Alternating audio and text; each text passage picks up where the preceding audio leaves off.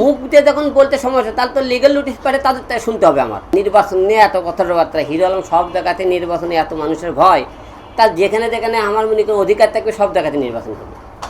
সমিতি দিয়ে তোমাকে অধিকার আছে, ওখানেও নির্বাচন করবো। শিল্পী সমিতি যদি সদস্য পদ দেবে সেই দিন সে নির্বাচন করবো।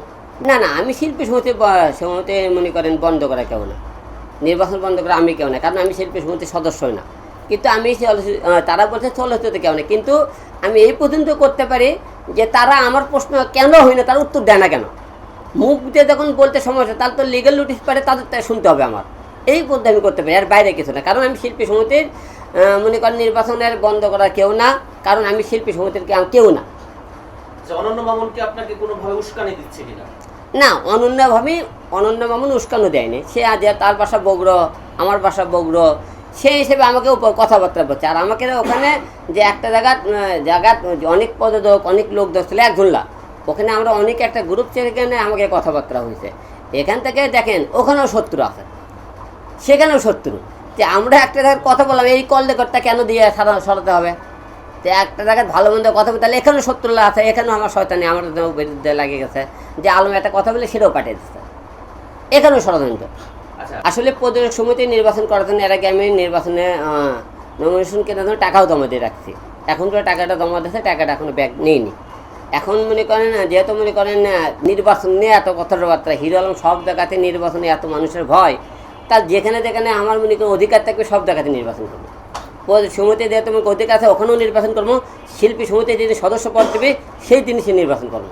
দেখি আপনার নির্বাচন ভয় না, আপনার যখন মনে করি শিল্পী সমিতির সদস্য পদ পাবো তখনই নির্বাচন করবো। আপনাকে তখন আমি সদস্য পদ দিলে বলে নির্বাচন করবো, ঠিক আছে। আপনাকে ভয় যেহেতু অধিকার আছে সব জায়গায় নির্বাচন করার, শিল্পী সমিতিতেও নির্বাচন করবো, প্রদেশ সমিতিও নির্বাচন করবো, যেখানে দেখেন আমার অধিকার থাকবে সেখানে নির্বাচন করবো। দেখে নির্বাচনের কী হয়েছে আপনাদের কোন পদে করবেন একটু বলতে সুযোগ?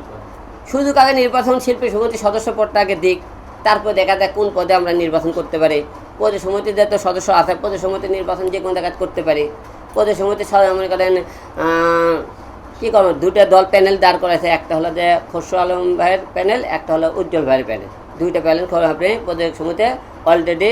আর কিছু মনে লোক আছে স্বতন্ত্র প্রার্থী নির্বাচন করতে পারে, হয়তো স্বতন্ত্র প্রার্থীও করতে পারে। যেহেতু দুইটা প্যানেল দাঁড় হয়ে গেছে, আমি বলতে পারতেছি না, ঠিক আছে। আমি প্রদেশ সমিতিতে কথা বলছি, নির্বাচন করা ওখানে অধিকার সব জায়গাতে আছে, বুঝছেন। নির্বাচন করার আপনি প্রত্যেকটা ব্যক্তি সব জায়গাতে অধিকার আছে। কেন ব্যক্তিগত বিষয়ে কেউ অধিকারে আঘাত করার কারো অধিকার নেই।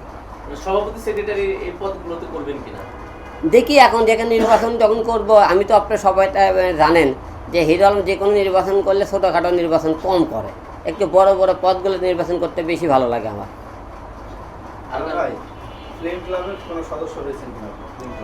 না, ফিল্ম ক্লাবের আগে সদস্য হওয়ার কথা ছিল, পরে আর আমি হইনি এখন। তো এত সদস্য পদ নিয়ে কী করবে? যে যত খালি সব জায়গায় চলে যেতে, খালি সদস্য পড়লে বসে থাকলে হবে? সদস্য গেলে তো কোনো কাজ নাই, কাজ করা লাগবে না। খালি সদস্য পড়লে কী করবেন? যে কোনো জায়গায় পদ নিলে কাজ করতে হবে। তা আমাদের তো খালি নামে খালি এলে সদস্য পড়লে বসে থাকে, কাজ করে না কেউ।